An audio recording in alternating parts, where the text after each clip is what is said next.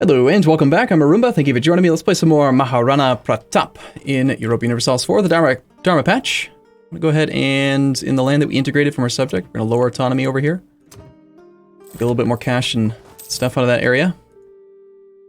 And we are officially at full morale, and apparently we are like 1 month away from being able to get our first government reform enacted. Alright, let's take a look and see how things are looking for a war deck, though. Go down to speed 3 for a moment. So Bengal comes in. They have occupied and besieged provinces. They're currently in a war, winning a war against Kachar.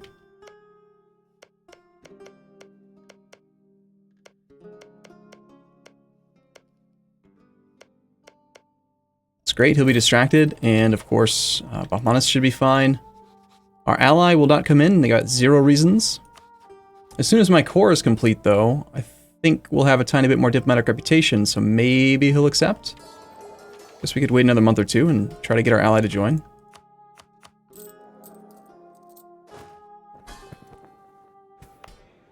This edict should be switched off of development and instead be put on... probably back to trade power right now. I know we're trying to get this institution to spread in theory, but it'll spread eventually. Either that or I'll just pay the cash to embrace it once we have accrued enough money. I'm certainly not taking any more tech right now, so 221.96. So I guess lowering autonomy is going to increase the cost slightly. Relatively soon, we're going to have another Splendor thing going. Embracing the Renaissance ought to do it. We can perhaps enact a golden era. I see no reason to save it for later. Emperor next Bagelkhand, okay? You can enact a government reform. You have enough government reform progress to enact a reform giving you a permanent bonus or mechanic. So, switching in the tier 1 stuff has some serious downside. You get and corruption, and then you switch your other monarchs, like other modifiers, but that's not what we're going to do. Instead, we're going to go for... we want to strengthen noble privileges, or do we want to curtail noble privileges? 10% tax modifier, or 15% national manpower modifier? Well, one thing I thought was pretty great was that province that we developed to get the Renaissance. It provides like 5,500 manpower now, which is kind of insane.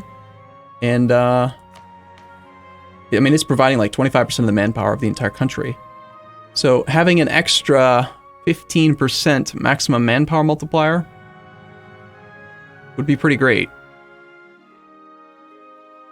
I mean, money's nice, but we don't make a lot of money off taxes. I think I will just go with the strengthened nobles.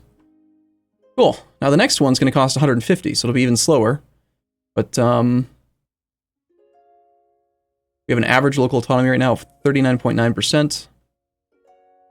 Next one we can get is centralized bureaucracy. We get monthly autonomy change minus 0.05, or decentralized bureaucracy giving more promoted culture slots. Having more max promoted cultures would be handy because in the later ages, there's one that requires you to have 5 promoted cultures. Just having a bunch of promoted culture slots early on could be handy. Also, we don't fully accept Sindhi, even though it's part of our primary culture group.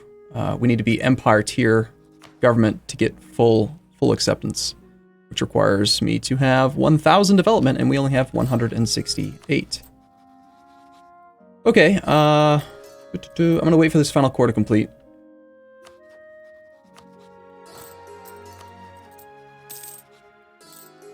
Making 9 ducats a month now, it's pretty handy. Let's turn you into a state.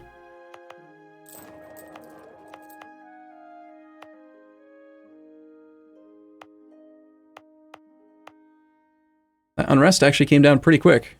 Our tolerance is great. The separatism's kind of bad, but having 2 stability and high legitimacy and all this other stuff is working out pretty well. Let's go ahead and put it here. I think I'll just core all of it, yeah. Could allow the autonomy to keep coming down, but no, it's just all going to the Rajput. We are Maharana Pratap. Gosh darn it. Gujarat's no longer a valid rival. Fair enough.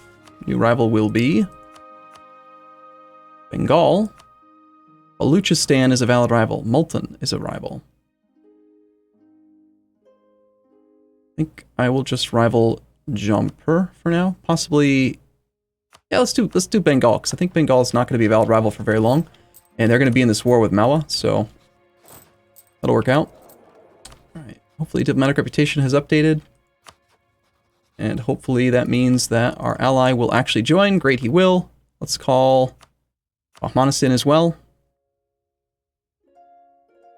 To decide where I want to actually siege stuff down. Looks like we've got easy access to his capital.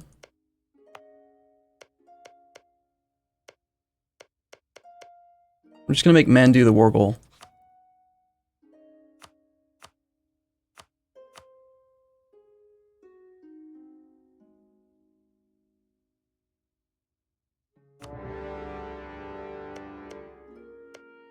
I'm assuming not a single one of his forts was mothballed. He's got a decent income. He does have one subject, Bundelkhand, which is a level 1 fort up here, behind Gerd. But the zone of control that he's got is pretty crap. Like, I can actually come in from Hadodi and just, like, kind of go wherever the hell I want in this area. I think we're going to come over into Mandu.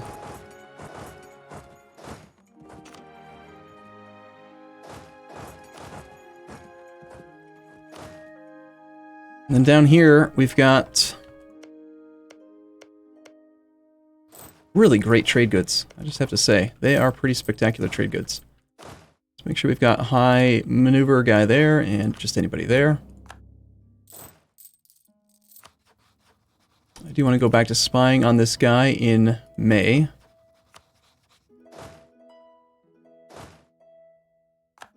Gujarat has announced Malwa as a rival. Fair enough.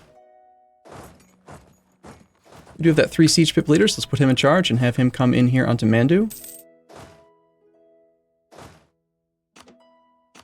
Attrition be damned. I just want to make sure that we get the siege going without a huge amount of risk to the army.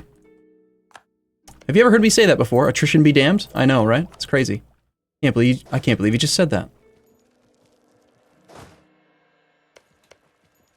We have 24-day siege ticks because we're pretty good. Got a decent spy network on him, but he did catch me for a fair bit. Ahmanis, unfortunately, looks like they were drilling or something near the border and are allowing a 6-stack to get picked off by Malwa.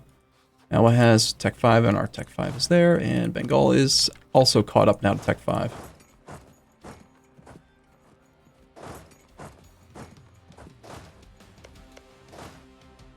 We'll pull some of these troops off. Get over to Bilsa. Got caught spying on Jampur as well. We have an error. It's a 114. I've seen better, certainly. Also have more ships that have completed.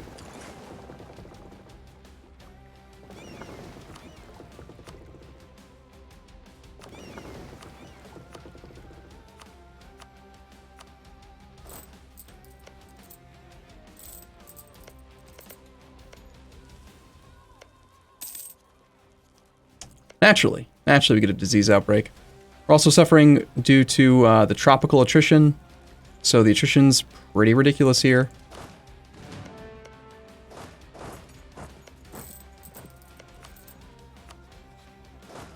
Looks like our ally Multan is coming in with a kind of crappy leader.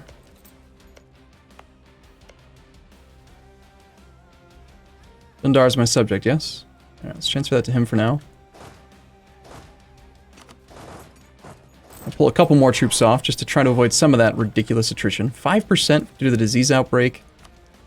And everything else, yuck. We've maxed out relations with Dundar. Let's, I guess I'll improve relations with Multan for now. Okay, water shortage. That's a little bit better. A little bit more like it, I would say. +3 siege status, almost the same thing as a wall breach. Okay, we got a bunch of pop-ups. Devi the Mother, an heir, was recently born to the house of Sisodia. Little Sangha makes you hopeful for the future. His birth has also brought to the mind the reasons why you view Devi as the peerless supreme divine power. Although you may rule Mewar as Maharana, the power that perpetuates your bloodline, and indeed the world itself, is the domain of the feminine. Recognizing this aspect of the goddess in your own spouse makes you ponder the beauty and kindness of Devi. Withdraw into contemplation, losing a relationship slot, getting yearly legitimacy -1. This event, I think it can actually make your monarch better. So let's try it.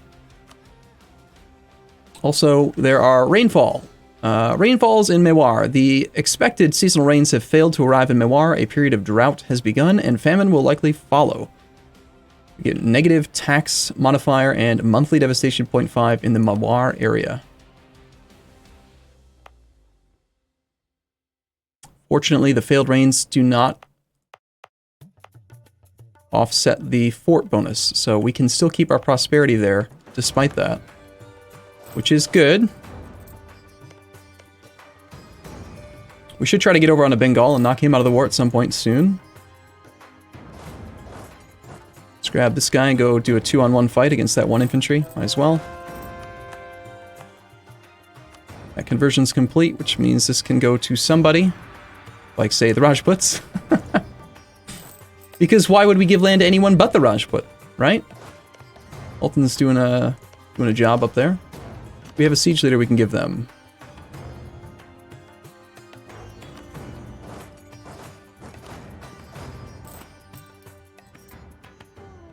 I don't really want to overcommit to doing other sieges right now.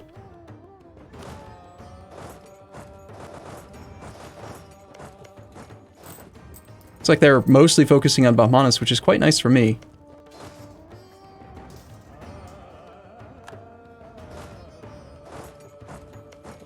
%14 chance. Oh my god, it actually fell already. Great.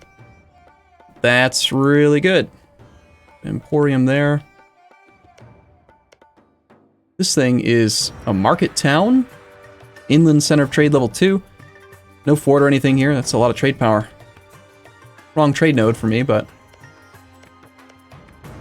Okay, well that is enough to actually demand stuff from him since we have a fort occupied in the area. Just need to knock Bengal out of the war, and probably do need to get some more provinces sieged, the other forts. I think I'll take this one so we can get this whole area occupied.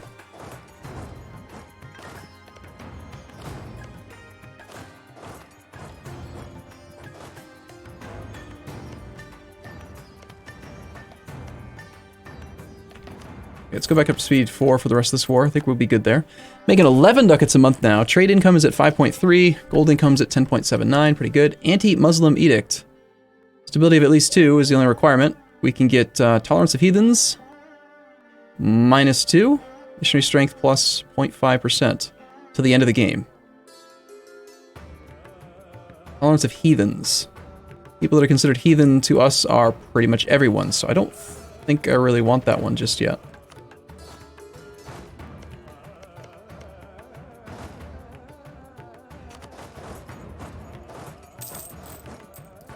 Gujarat has a peasants' war. It's unfortunate for him.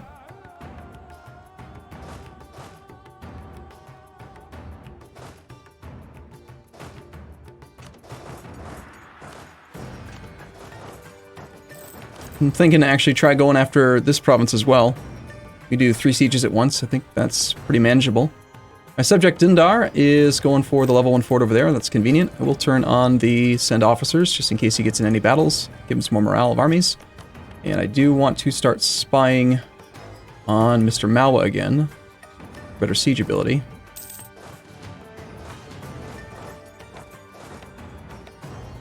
I want to check and make sure that my current ruler guy is not actually leading any troops. He's not. Good.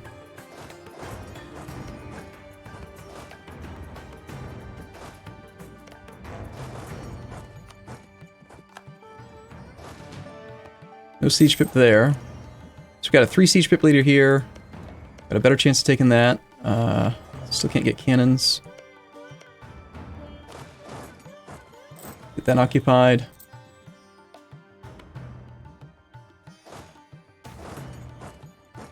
The plot against Rana Kumbha.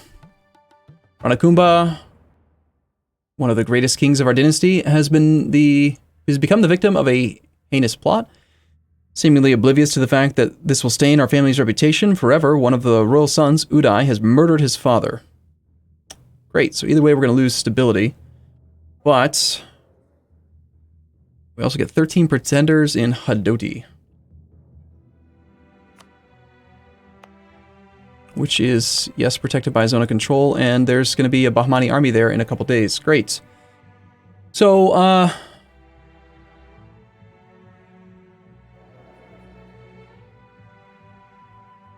okay, so lose one stab, Uday with a strong claim, following the Hindu faith becomes ruler, or we could have a 3-3-3. I mean, this sounds bad, but, I mean, it's better than having this guy come up after. I think we're going to lose our current ruler.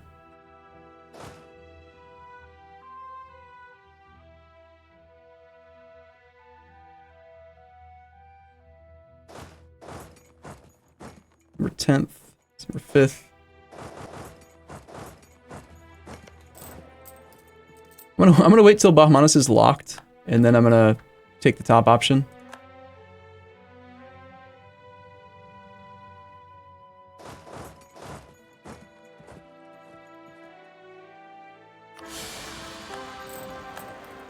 Yeah, I mean, 354 is not too bad. Let's grab the siege ability guy still. Discipline and siege ability. Missionary strength +2 is also pretty strong. But we don't really need the missionary strength since we're expanding south. More Diplo rep could be handy. I am behind time on admin tech too, so core creation cost, especially with this war, could be really good.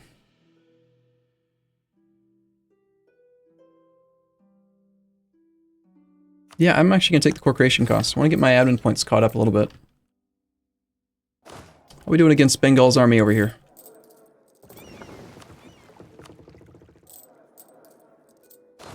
Some of these fights are not going very well. And there's a 12 stack coming this way. And I'm just sitting here focusing on sieges and stuff.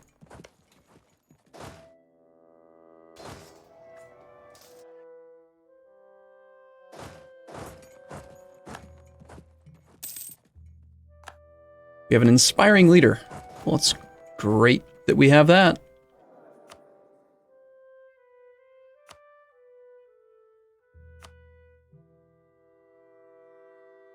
Okay. Thank you for taking care of my rebels for me, Bahmanis. I really appreciate that. This battle is clearly not going to go well. Let's retreat from here with our troops as soon as we're allowed. Just lost that army. No big deal. Looks like the pretenders are still there. And some army or another is marching through.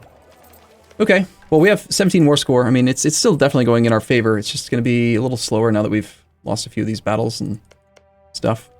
All right, I'll take a short break here. I'll be back in the next episode, though. As always, thank you for watching. Look forward to seeing you again soon.